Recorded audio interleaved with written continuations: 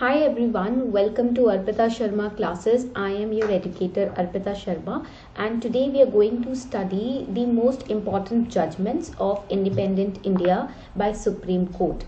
Supreme court के द्वारा पास की गई कुछ इंपॉर्टेंट वर्डिक्ट्स और जजमेंट्स आज हम पढ़ेंगे and these are going to be very important for your upcoming GS paper 2 in 2021, 2022 as well as 2023 examination. Also these are important for your preliminary examination. आपके प्रिलिम्स के लिए ये जजमेंट्स काफ़ी important है. So from that perspective we are going to prepare these. Okay, and also do make notes in the class itself. Class में ही notes बनाइएगा, क्योंकि हम रनिंग नोट्स जो आप बनाते हो ना, उससे रिविजन बहुत ईजी हो जाती है. ठीक है, so let's start the session शुरू करते हैं without any delay. Also do make sure that you are subscribing to the channel in order to never miss any update from this channel regarding your preparation. Okay, so let's start. Before that, here's a small announcement for all of you. आप सभी के लिए एक छोटी सी announcement है. Unacademy has launched Unacademy CSE Mentors Workshop. ठीक है, in this workshop the topic of discussion will be collaborative governance, which is a part of your essay paper. ये जो टॉपिक है ना आपका, ये आपके एसे पेपर का पार्ट है. So doctor Kiran Bedi and top Unacademy educator, that is Mrinal Patel sir, both of them are going to discuss on what is collaborative governance, how collaborative governance establishes a direct link between the central government and state government and even the citizens. All of these points are important for not just GS paper 2 but essay also, even GS paper 4. तो do attend this particular session. It is free of cost. ये free of cost है. As you can see that it's a free live class to be conducted on December 9th, that is tomorrow at 5:30 PM. तो इस session को ज़रूर attend कीजिएगा. ठीक है, link is given below in the description box. यहाँ पर description box में वीडियो के नीचे लिंक भी दिया हुआ है इस सेशन का. जरूर इनरोल कीजिएगा. And to use by using code अर्पिता10 you can unlock the free experience on Unacademy Plus.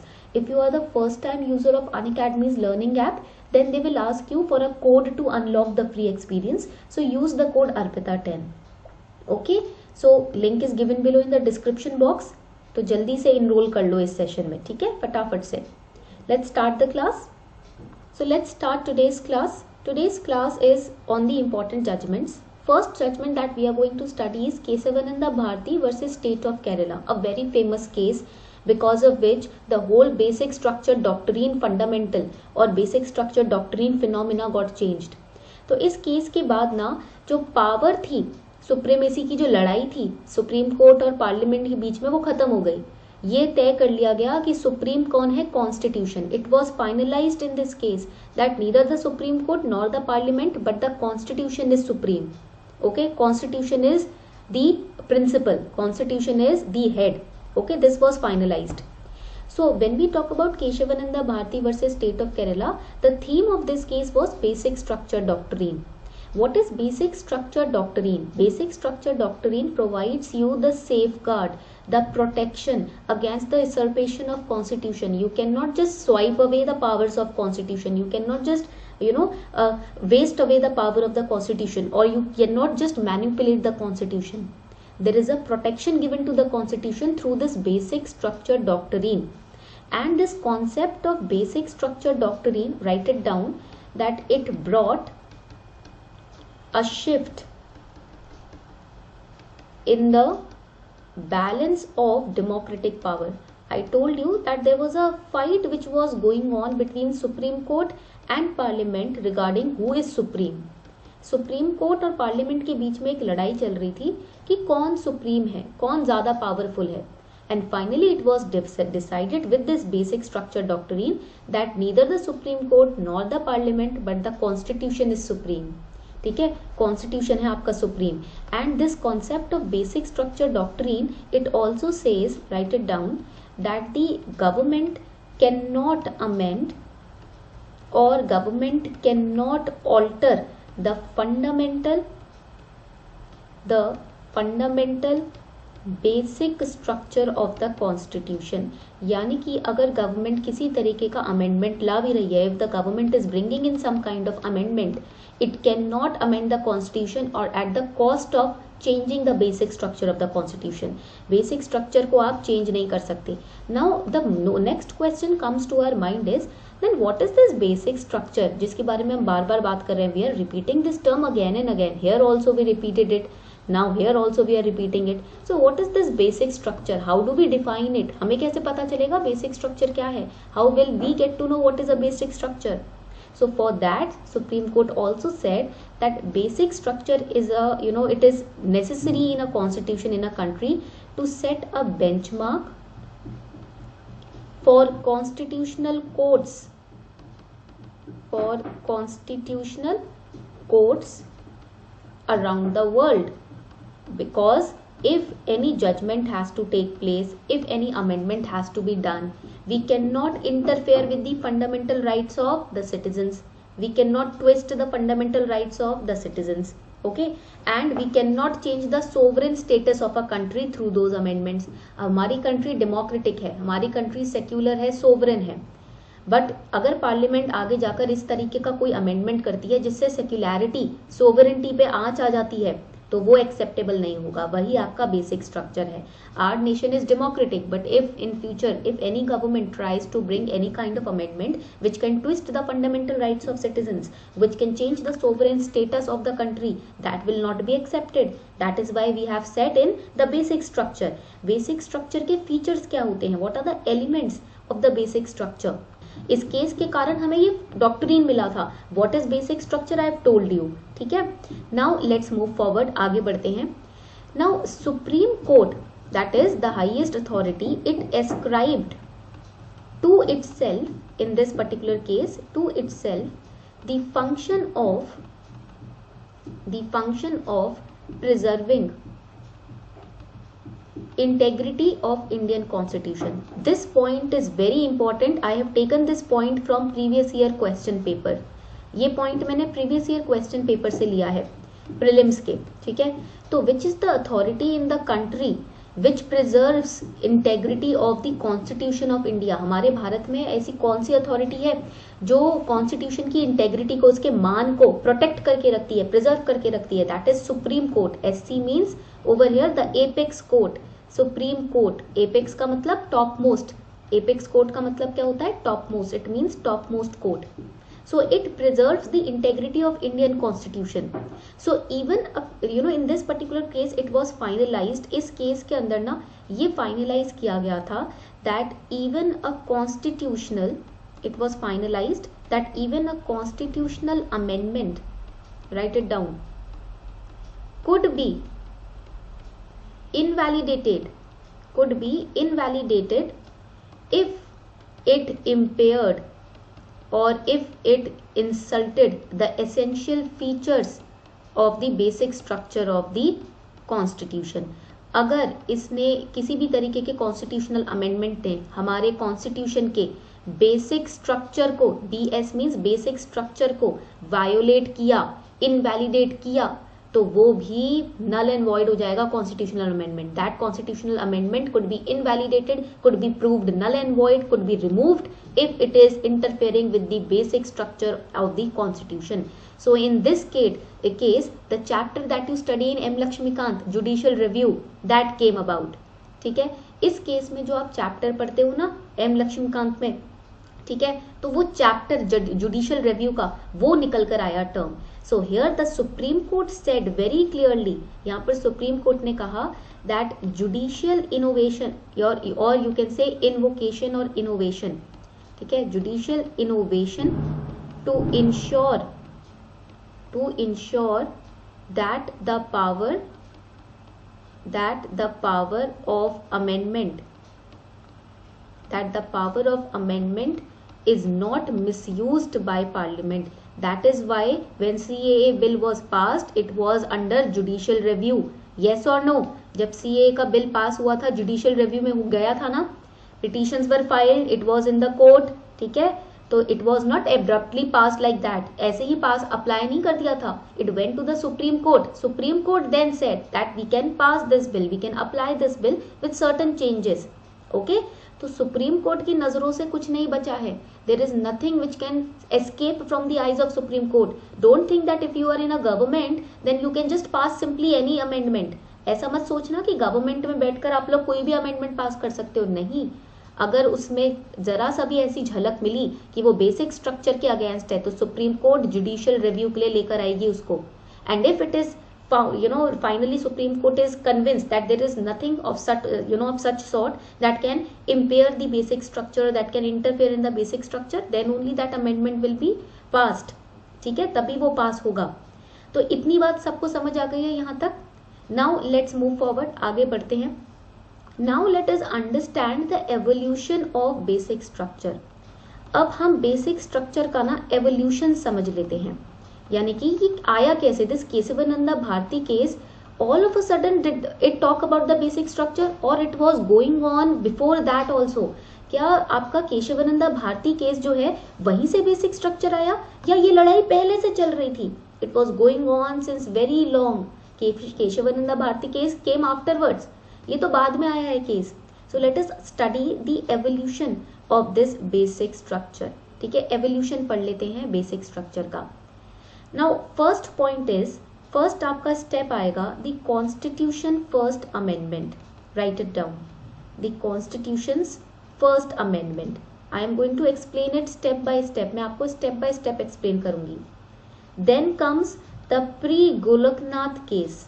फिर आपका टाइम पीरियड आता है प्री गोलकनाथ केस का. ठीक है. Then comes the Golaknath versus state of Punjab case. We will study all these cases. Golaknath versus state of Punjab case. ठीक है. Then comes your constitution 24th amendment. फिर आपका कॉन्स्टिट्यूशन का 24th अमेंडमेंट एक्ट आता है. And then we get the Kesavananda Bharati case. उसके बाद हमें फाइनली मिलता है Kesavananda Bharati case versus state of Kerala. ठीक है, स्टेट ऑफ केरला. ये आपको चार्ट आपने बना लिया हो तो मुझे प्लीज बता दीजिए. If you have made this chart please let me know so that we can move forward, ताकि हम आगे बढ़ सकें. बना लिया सबने chart? Okay, so let us move forward, आगे बढ़ते हैं. Let's start with the first point of tussle that started between the supreme court and parliament. अब पार्लियामेंट और सुप्रीम कोर्ट के बीच में जो पहला झगड़ा शुरू हुआ वो क्या था? Basic structure doctrine. The first fight was, it was divided into two parts. First important article was 13, Article 13. And then another important article was Article 368. Clear? Now Article 13, it is said that it is the protector of fundamental rights. ये Article 13 जो है fundamental rights का protector कहलाया जाता है, माना जाता है. And Article 368, it holds the power, write it down, it holds the power to amend the constitution.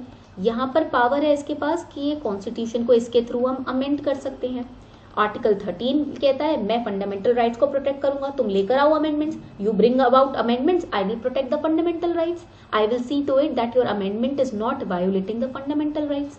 Okay, so that is why a clash between the two took place. दोनों ही articles के बीच में क्लैश आ गया. Clash was between Supreme Court and Parliament. Now the question was, question यहाँ पर पहला question आया. ठीक है. First question over here that arose was that can the constitution, first question was can the constitution be amended by Parliament?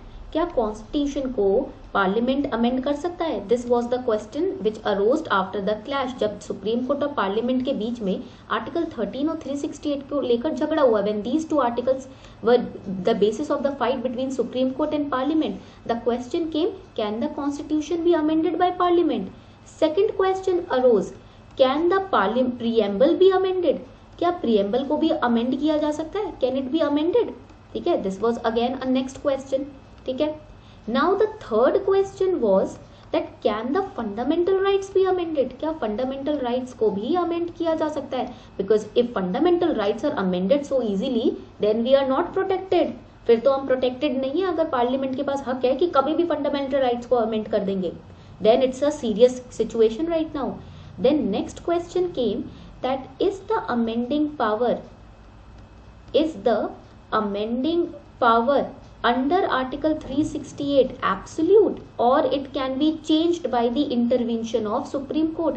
क्या 368 के under जो parliament के पास पावर है अमेंडमेंट की वो फिक्स है, फाइनल है, या सुप्रीम कोर्ट उसमें कुछ चेंज ला सकता है? And the main question of all was, जो मेन क्वेश्चन था यहाँ पर, हु इज सुप्रीम, कौन सुप्रीम है, किसकी बात सुनी जाएगी, whose decision will be final, supreme court और पार्लियामेंट, कौन है इन दोनों में से सुप्रीम? ठीक है, so these questions came up. ठीक है, ये क्वेश्चंस धीरे धीरे 1950s के टाइम पर बन रहे थे. These questions were coming up during the time period of 1950-51. Picture clear है यहाँ तक? If the picture is clear please let me know. Okay, so now came a very famous case, बहुत famous case आया यहाँ पर. That was Shankari Prasad versus union of India. We are studying the evolution of the basic structure doctrine concept. Okay, तो जिसमें पहला important case था आपका Shankari Prasad versus union of India. This was the first case that came up. ठीक है, and here you will study about the first constitutional amendment act.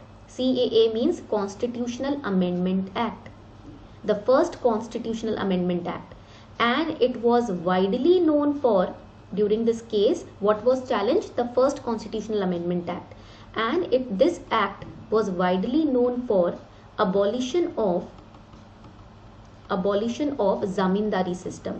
ये जो act था ये बात करता था जमींदारी सिस्टम के अबॉलिशन की, बिकॉज उस टाइम पर India just recently got independent. During 1950s India recently 3 साल ही हुए थे हमें आज़ादी मिले. So that is why we were trying to abolish all the powers of money lenders and zamindars and landlords, because they were suppressing the peasants, the farmers. So this first constitutional amendment act was known for abolition, removing the zamindari system. But over here in this amendment act, write it down, that there were certain laws, कुछ laws थे which were introduced along with this constitutional amendment act, or you can say which were brought about. कुछ laws भी थे जो add किए गए, that were curtailing, or you can say stopping or removing that or controlling the right to property. उस time पर जो हमारे पास राइट टू प्रॉपर्टी थी वो फंडामेंटल राइट थी. ठीक है, तो राइट टू प्रॉपर्टी को कुछ लॉज थे जो इसमें ऐड किए गए जो हमारी राइट टू प्रॉपर्टी को रिस्ट्रिक्ट कर रहे थे. They were trying to restrict the right to property. And write it down. And in order to protect these laws, यानी कि गवर्नमेंट ने ये जो लॉज इंट्रोड्यूस किए थे ना which were restricting the right to property, the laws which were introduce by government which were restricting the right to property, in order to protect these laws the government added article 31A and article 31B in the constitution. ठीक है, तो article 31A और 31B को insert कर दिया गया भारतीय constitution में, और ऐसा माना जा रहा था ये जो आर्टिकल्स हैं ये राइट टू प्रॉपर्टी को लिमिट करते हैं. It was being speculated that these 2 articles they limit the right to property. ठीक है, clear? So people they started looking at these articles as an attack on their right to property. लोगों को लगने लगा कि government तो direct हमारी right to property पे अटैक कर रही है, हमारी राइट को रिस्ट्रिक्ट कर रही है. ठीक है, so here a question arose, यहाँ पर एक क्वेश्चन निकल कर आया. The question was will the right to property can be interfered like this? क्या इस तरीके से आप धीरे धीरे राइट टू प्रॉपर्टी को खत्म कर सकते हो? Can you just limit the right to property like this, a fundamental right, and government is just blatantly removing this right? Can it be so? क्या ऐसा हो सकता है? Second question was whether the parliamentarians that means the government amend the fundamental rights. भाई फिर किस बात की फंडामेंटल राइट्स हुए ये? Then how you are saying these are fundamental rights if you can so easily play with them? अगर ऐसे ही खेलना है तो खेल ही लो. किस बात के लिए बोल रहे हो ये फंडामेंटल राइट्स है? समझ आ गई बात यहाँ तक? Please let me know if everything is clear till this point. Okay, ठीक है. So now supreme court judgment was passed in this case. अब इस केस में निकल कर आई आपकी सुप्रीम कोर्ट की जजमेंट, ठीक है। And what was the judgment? Supreme court said article 13 clause 2, this is known as clause 2, ठीक है, which is the protector of fundamental rights. Supreme court brought in this article, supreme court ने इस article को की घोषणा की। आप सभी को पता है, you all know, article 13 clause 2 is the protector of fundamental rights, so don't be scared, डरने की जरूरत नहीं है, ठीक है।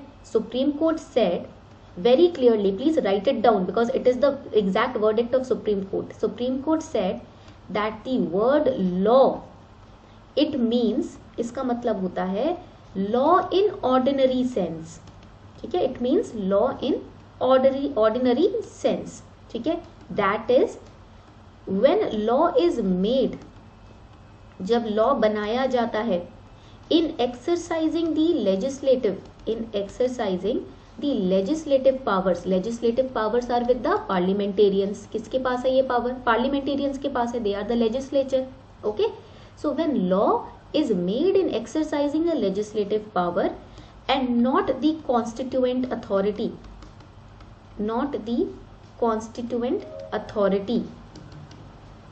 ठीक है, that law also includes the power to amend fundamental right. Supreme court ने ये जो जजमेंट निकाली, इससे लोग खुश नहीं थे।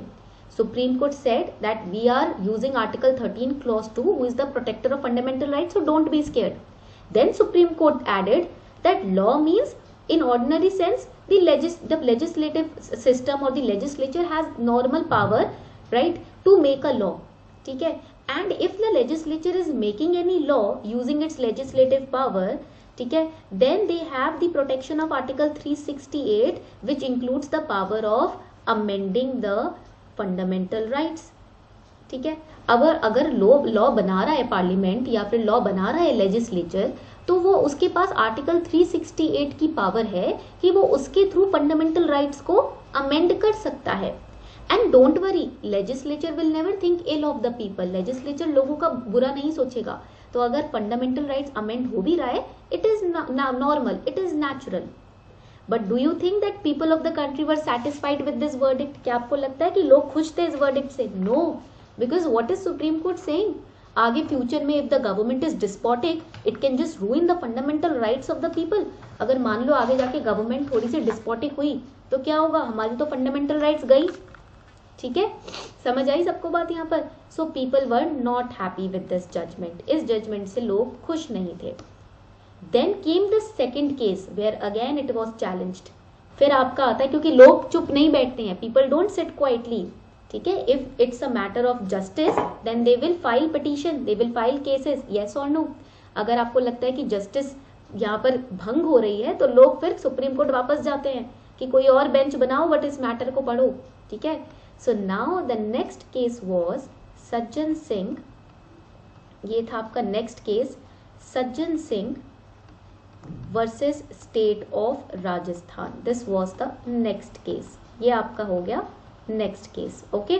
सो इन सज्जन Singh versus state of Rajasthan 17th constitutional amendment act was challenged. इसको कर दिया गया challenge. Why it was challenged? Because, right it down, because it was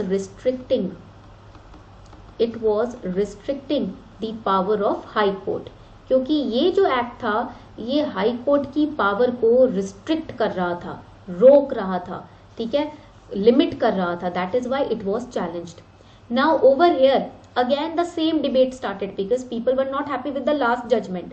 लोग लास्ट जजमेंट से तो कुछ थे नहीं, तो ये जो केस था it became like an excuse to again start the debate. And what was the debate? That what can be and can not be amended.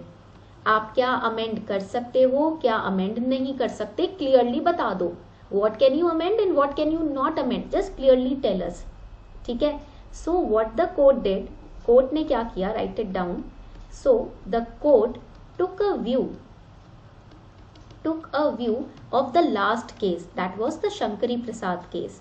तो कोर्ट ने लास्ट केस को अच्छे से समझा, फिर से पढ़ा, they again started the last case and the court said very clearly, court ने बहुत क्लियरली बोला that the meaning the meaning of the words amendment of the constitution. Amendment of the constitution, ये जो वर्ड है इसका meaning क्या है?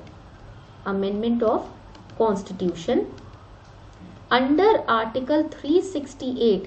It means, इसका मतलब क्या है? It means amendment, it means amendment of any part of constitution including the fundamental rights. Court ने डायरेक्टली बोल दिया, when we say that amendment of the constitution is done under article 368, meaning of this word is amendment of any of the part of constitution even including the fundamental rights. आप fundamental rights को भी amend कर सकते हो.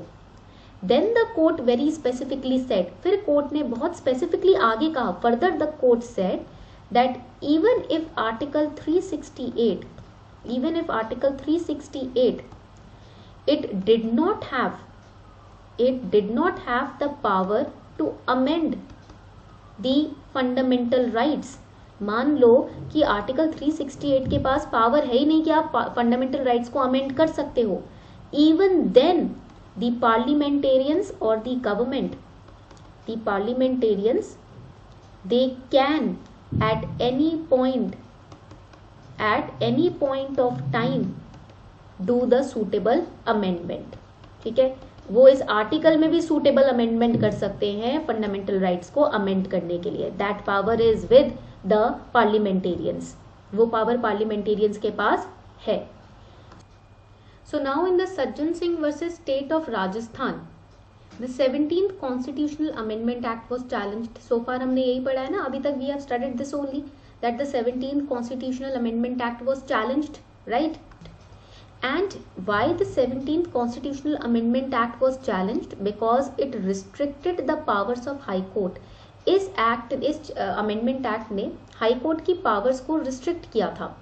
So the debate started again. फिर से debate शुरू हो गया. The debate was what can be amended, what cannot be amended. भाई क्या amend हो सकता है, क्या amend नहीं हो सकता, पता तो चले. You cannot just amend anything. Citizens are confused. Citizens तो बहुत confused है.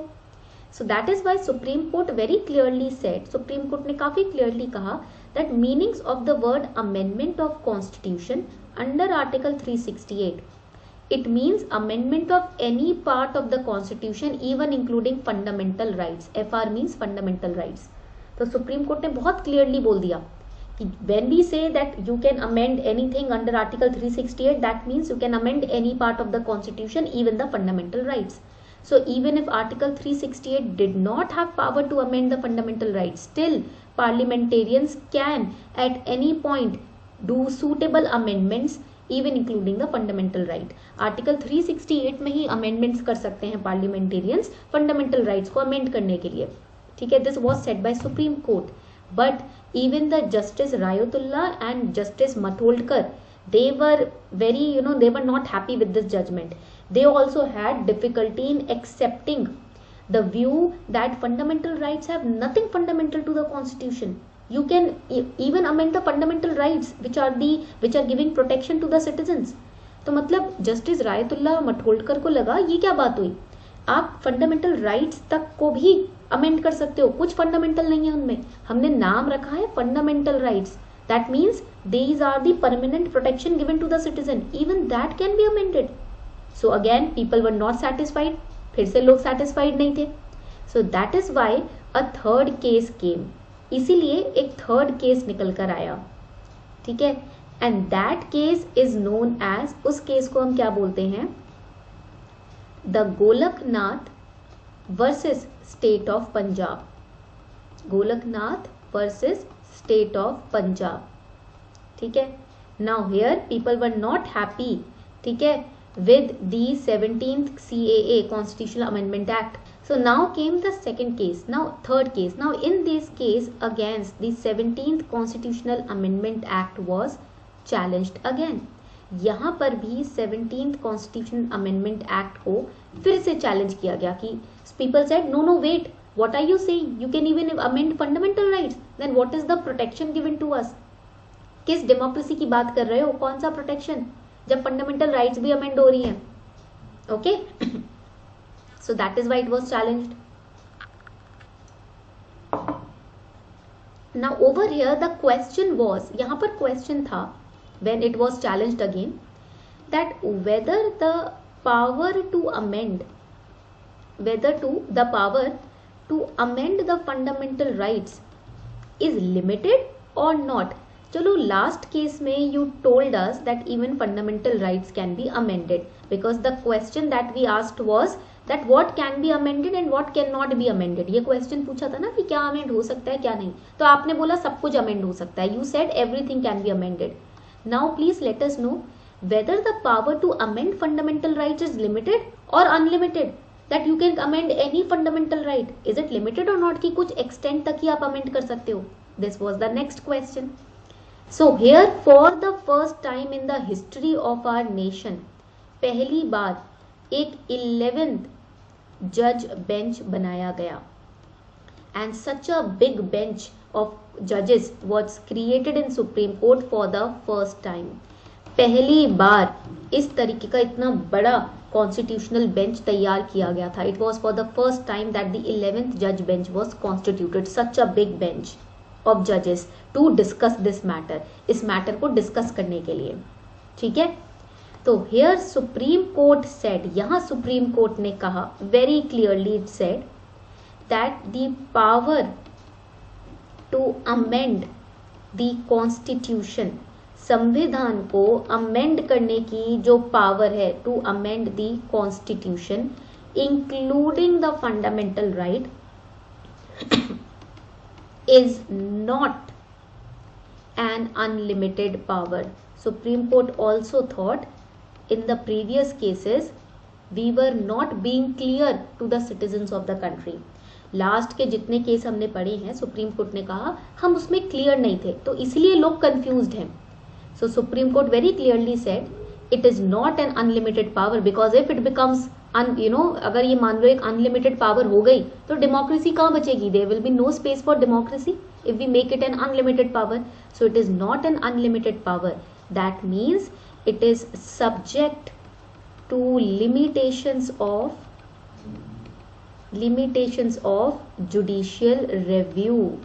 यानी कि अगर आपको फंडामेंटल राइट्स को अमेंड करने की बात कभी भी आएगी तो वो जुडिशियल रिव्यू में आएगा, यानी कि पार्लियामेंट अपनी तरफ से फंडामेंटल राइट्स को अमेंड नहीं कर सकता. अगर प्रपोजल रखेगा तो सुप्रीम कोर्ट में बात आएगी, and if the ones the court is of the view that yes they should be amended, then only the steps will be taken. It is subject to judicial review. Parliament does not have control authority of amending the fundamental rights. So the Supreme Court clearly said that Article 368 is subject, it is subject to limitations of judicial review. JR means judicial review. यहां तक बात समझ आ गई सबको. So in this case for the first time supreme court said, पहली बार supreme court ने कहा कि 368 से ज्यादा पावर है आर्टिकल 13 के पास, यानी कि सुप्रीम कोर्ट सुप्रीम है. यहां पर यह कहा गया कि सुप्रीम कोर्ट सुप्रीम है. आई टोल्ड यू ना in the earlier class, in the starting of this class I told you that there was a clash going on between Supreme Court and parliaments. Who is supreme? कौन supreme है? So here for the first time Supreme Court said Supreme Court is supreme. यहाँ पर Supreme Court supreme है, ठीक है? And it said that the parliament, it does not have any power. It does not have any power to amend or abridge, that is to remove fundamental rights in way of or by the way of amendments. यानी कि parliament के पास कोई भी ऐसी power नहीं है कि वो फंडामेंटल राइट्स को किसी अमेंडमेंट के द्वारा या तो वायोलेट करे या अमेंड करे या कैंसिल आउट करे. The ambit of Article 13 Clause 2 was discussed. इस केस के अंदर आर्टिकल 13 क्लॉज 2 को डिस्कस किया गया. It was discussed properly in detail, ठीक है. What is article 13? Protector of fundamental rights. क्या है आर्टिकल 13? फंडामेंटल राइट्स का प्रोटेक्टर है. So it was discussed. And also the word law, ये जो वर्ड है ना law under article 13 clause 2, it includes amendment. इसमें ऑलरेडी अमेंडमेंट आता है, यानी कि कोई भी लॉ जो पास किया जाएगा, चाहे वो अमेंडमेंट ही क्यों ना हो, that will be protected by article 13, यानी कि वो तभी पास किया जाएगा जब आर्टिकल 13 बोल दे कि yes it is not dissolving the fundamental right. Any law और any amendment will only be passed if article 13 says yes, this law or this amendment is not violating any fundamental right. But if any amendment or any law, अगर मान लो कोई भी amendment या कोई भी law it violates the fundamental right, अगर वो fundamental right को violate कर रहा है, then it would be void, यानी कि वो खारिज हो जाएगा सिरे से. ठीक है, it will be null and void, it will be non-existent. यहाँ तक पॉइंट क्लियर हो गया सबको? If the point is clear till this slide please let me no. ठीक है, अब आपको क्या लगता है, पार्लिमेंटेरियंस खुश होंगे? What do you think, parliamentarians would be happy? Parliamentarians were not happy. Parliamentarians तो खुश ही नहीं थे, क्योंकि उनसे तो डायरेक्टली पावर ले ली गई. ठीक है, so parliamentarians they could not digest what happened, एकदम डाइजेस्ट ही नहीं कर पाए. Till now, till the Shankari Prasad case, we were having the power to amend the fundamental rights also, right? But now they have snatched away the power. ठीक है, तो they could not digest what happened in the Golaknath case. So what did they do? क्या किया इन्होंने? ये भी बहुत चालाक. दे came up with the 24th constitutional amendment act. इन्होंने कोई मौका छोड़ा ही नहीं.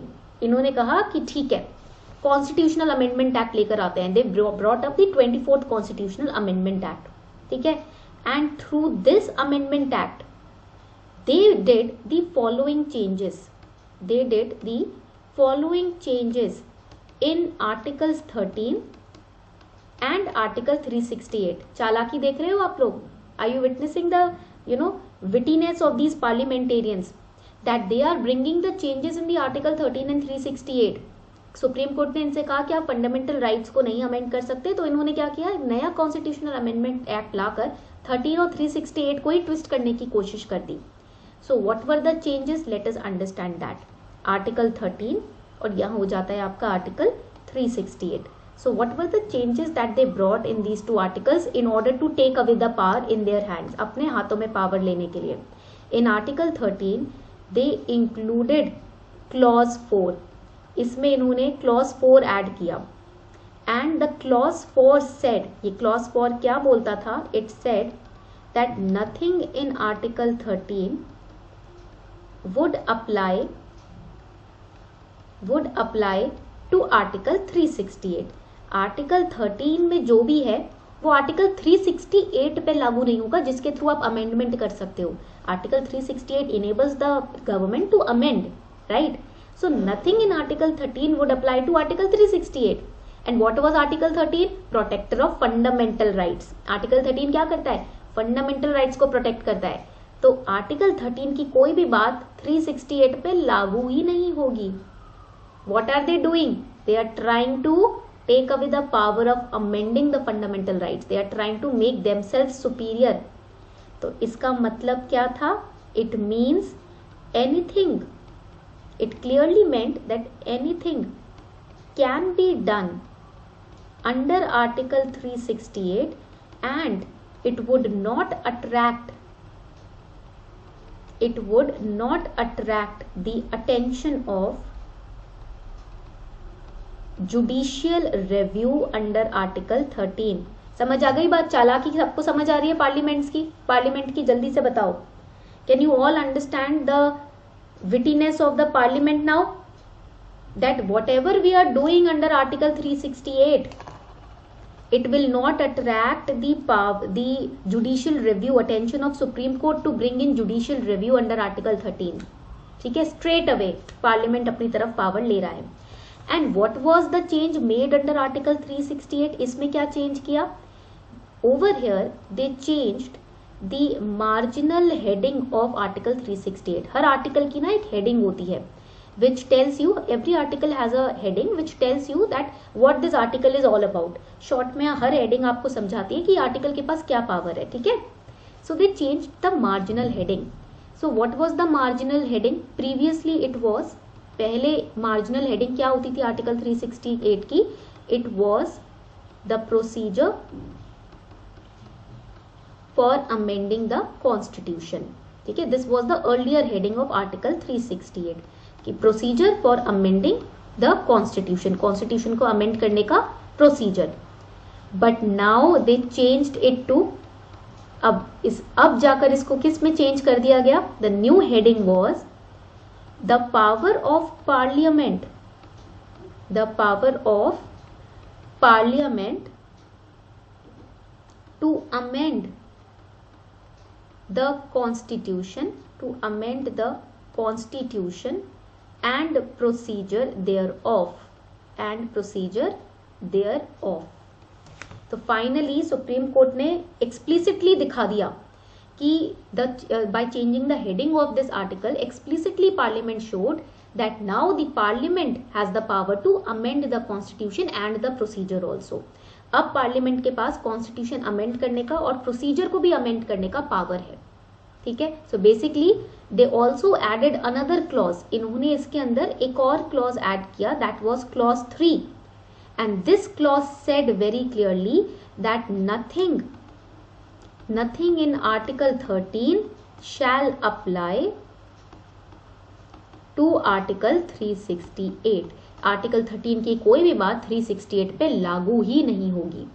These were the changes which Parliament brought forward through 24th Constitutional Amendment Act. Okay, so the crux of this matter is, crux of 24th Constitutional Amendment Act is, इसका जो crux है, जो summary है, वो क्या है? To exclude, write it down, to exclude the applicability. This is important for prelims. ये prelims के लिए बहुत important है.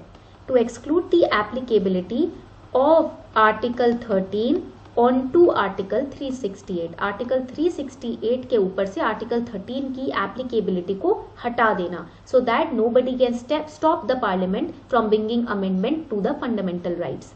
Therefore, everything that was held in Golaknath case, it holds no value after the 24th Constitutional Amendment Act was passed. So here, Parliaments, they had the direct power after this amendment. Parliament can dilute the Constitution, they can dilute the Constitution, even the fundamental right. इस act के बाद parliament के पास ये power आ गई कि वो constitution को भी और फंडामेंटल राइट्स को भी डाइल्यूट कर सकते हैं. This was very dangerous situation in the country. ये उस टाइम पर हमारी कंट्री में काफी डेंजरस सिचुएशन था. Don't you think so? आपको नहीं लगता ये डेंजरस था?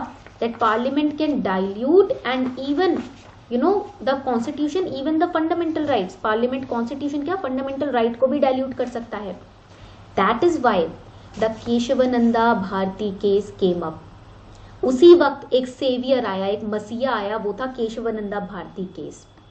ठीक है, so now we are going to start with the Kesavananda 1973, ठीक है, Bharati case versus state of Kerala, versus the state of Kerala. Okay, now here which amendment act will be challenged? Let me know in the comment section. यहाँ पर आपको क्या लगता है कौन सा amendment act challenge किया गया होगा? Here the 24th Constitutional Amendment Act was challenged. यहाँ पर इस amendment act को वापस challenge किया गया कि what are you saying?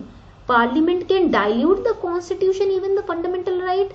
Is this democracy? क्या ये democracy हुआ? No, this is very bad for democracy. 1973, अभी तो 30 साल ही हुए आजाद हुए, आप 30 साल के अंदर democracy को ही dilute करने की बात कर रहे हो. So the question which arose over here was that what is the scope of amendment? What is the scope of amendment that the Parliament reserves? Now you are directly saying that Parliament can dilute the Constitution and fundamental rights.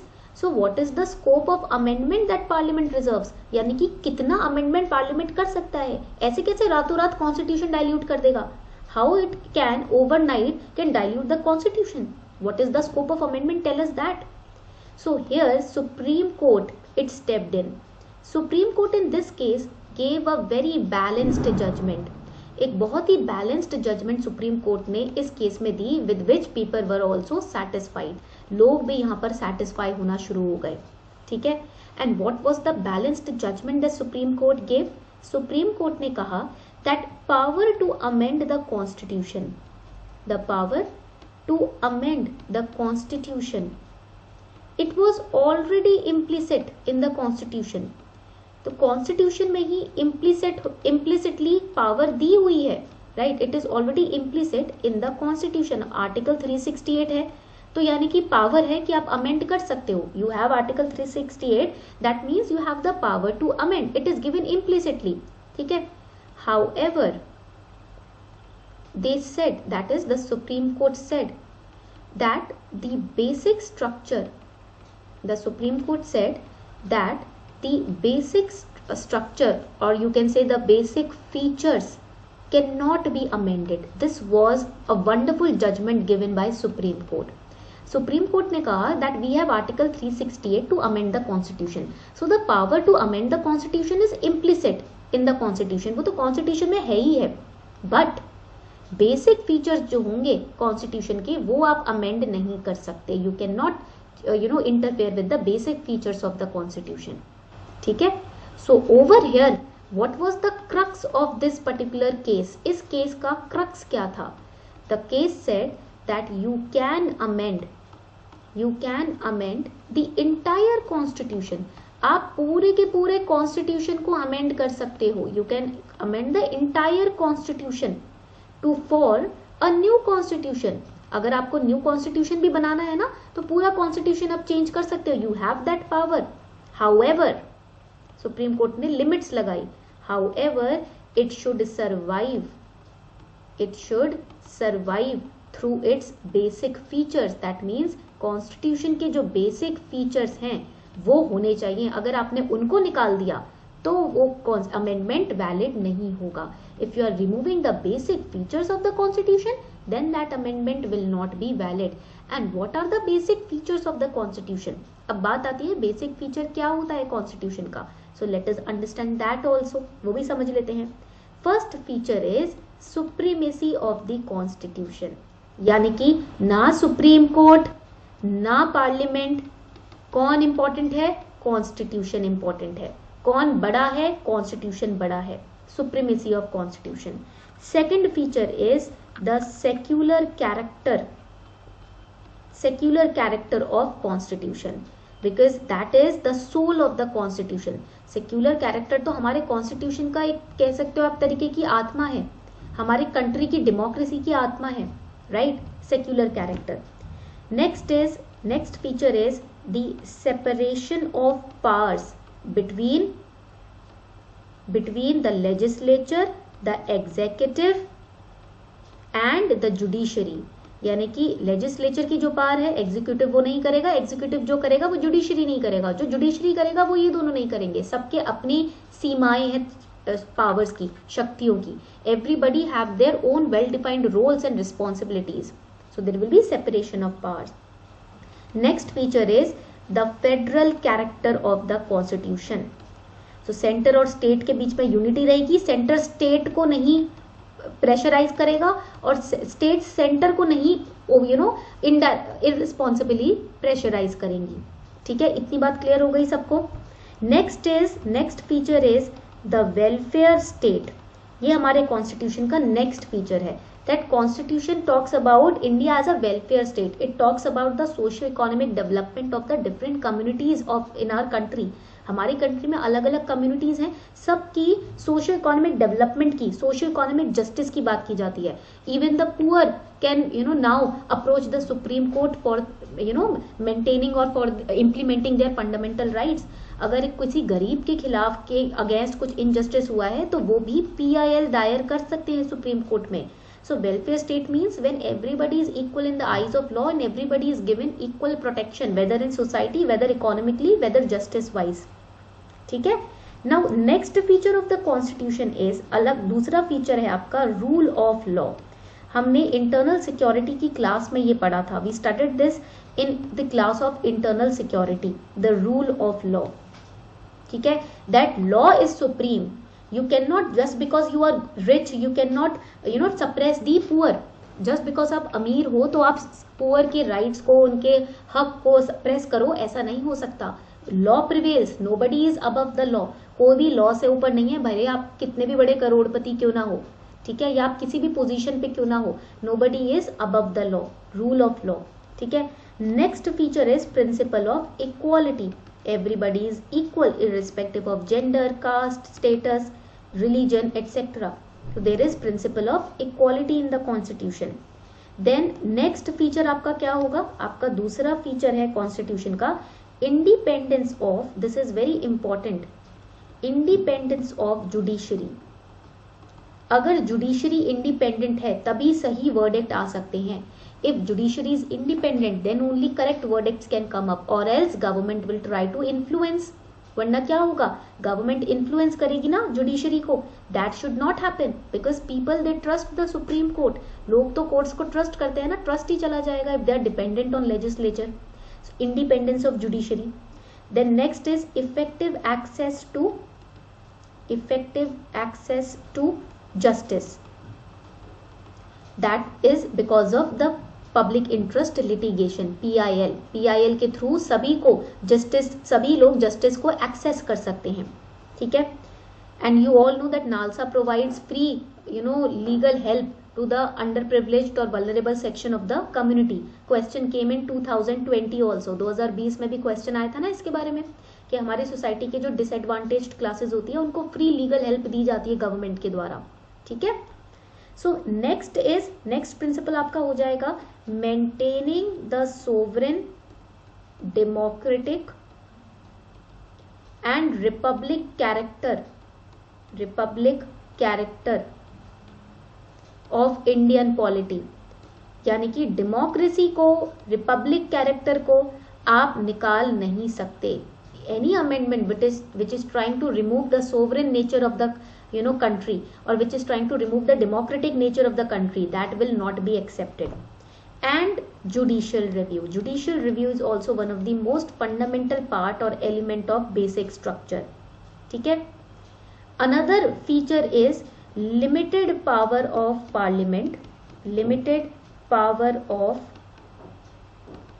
parliament to amend the constitution. यानी कि एक limit के बाद आप constitution को amend नहीं कर सकते. वो लिमिट क्या है, what is that limit, that you can not interfere with the basic structure, basic feature of the constitution.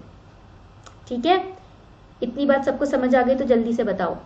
And the last feature is, which is one of the most important feature, principle of reasonableness. यानी कि अगर आप कुछ constitution में amendment ला रहे हो, कोई policy निकाल रहे हो, रीजनेबल होनी चाहिए. ठीक है. आप ऐसे ही अपने मन से कोई पॉलिसी नहीं तैयार कर सकते. You can not just like that pass any policy, any act, any law.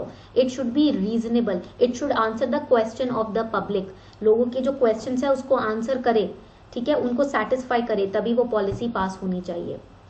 So all these are important for your prelims. I hope you are making a note of this. आप इसको note down कर रहे हो, मैं उम्मीद कर रही हूँ. ठीक है. Because all of these are important for your prelims. ठीक है. इतनी बात क्लियर हो गई सबको. So now another question came in Kesavananda Bharti case. एक और क्वेश्चन आया that what is the scope of amendment? What is the scope of amendment under Article 368? तो फिर आर्टिकल 368 के अंदर आप कहां तक अमेंडमेंट ला सकते हो, till how far you can bring in amendment. ठीक है. This was the next question that came up. So supreme Court also answered this question. Supreme court ने ये क्वेश्चन भी आंसर किया. Supreme court said that it was not the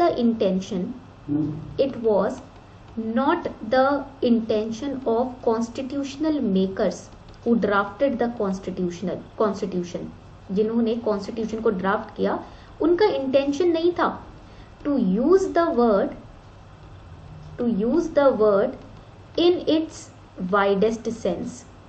ये जो amendment word है, what word, amendment word. ये जो amendment word है, कॉन्स्टिट्यूशनल मेकर्स का ये इंटेंशन नहीं था कि इस अमेंडमेंट वर्ड को कितना भी एक्सपैंड कर सकते हो आप. constitutional makers, when they were adding this word amendment in the constitution, they were of the opinion that if in future, agar future में, so now Supreme Court said that when the constitutional makers, they were using this word amendment, they thought that if in future there are small hindrances in the fundamental right or in any other act or law, then we can amend it. Constitutional makers ने तो कभी सोचा ही नहीं था कि parliament इसको ऐसे use करेगा इनडिस्क्रिमिनेटली. ठीक है, constitutional makers did not think that parliament can indiscriminately use this word amendment. ठीक है, this was pointed out. Supreme court also said, supreme court ने ये भी कहा that it was there intention. Supreme court also said that it was there intention and believe that fundamental rights along with the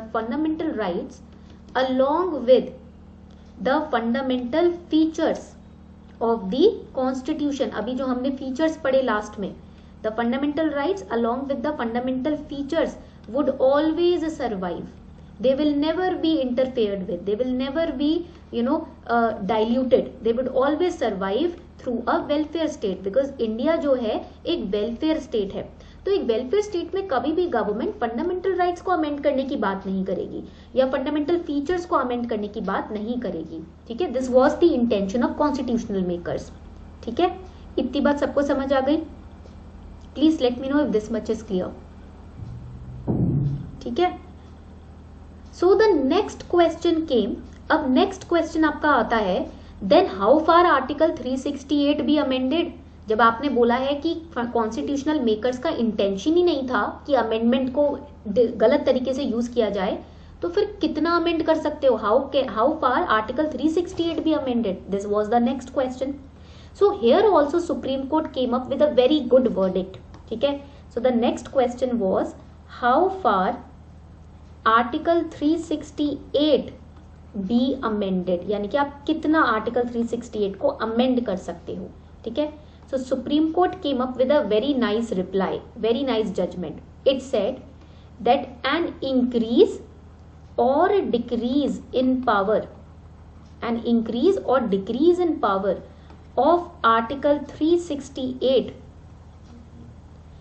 it should be such that it should not lead to total destruction of powers, and the decrease should be such that it should not mean freeing from all restrictions. यानी कि आप किसी तरीके का amendment कर रहे हो, कुछ ऐड कर रहे हो कॉन्स्टिट्यूशन से या कुछ निकाल रहे हो, उसके वजह से कॉन्स्टिट्यूशन के किसी भी फीचर में कोई कमी नहीं आनी चाहिए, या कॉन्स्टिट्यूशन के किसी फीचर में या फंडामेंटल राइट में कोई रिस्ट्रिक्शन नहीं आना चाहिए. एनी इंक्रीज और decrease in the power of article 368 should not authorise the legislature to destroy the basic feature of the constitution. Article 368 में कोई भी इंक्रीमेंट या डिक्रीमेंट आप कर रहे हो, इसका मतलब ये नहीं कि लेजिस्लेचर को छूट मिल गई कि तुम कभी भी कॉन्स्टिट्यूशन के बेसिक फीचर को बर्बाद कर दोगे या खत्म कर दोगे. ये नहीं होना चाहिए. अगर ऐसा हुआ तो दिस इंक्रीज और decrease will be termed as null and void.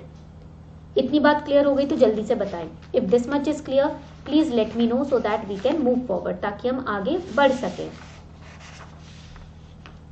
Clear हो गया यहां तक सभी को? Okay. So now another case came up. अब एक और केस निकल कर आ गया, and that was the Indira Gandhi versus Raj Narayan. This was another case that came up, Indira Gandhi versus Raj Narayan. ठीक है, तो देखते हैं इस केस में क्या हुआ. Now it qualified, this case, it qualified certain features, certain extra features as basic features. इस केस में ना कुछ extra features basic features में add किए गए. ठीक है, apart from what we have studied so far. So in this case through the clauses 4 and clause 5, ठीक है, through this case clauses 4 and 5 were added to article 368. Article 368 में इस case के थ्रू 2 नए क्लॉजेस ऐड किए गए, ठीक है, 2 new clauses were added. First clause was, पहला क्लॉज था, that even if part 3 of the constitution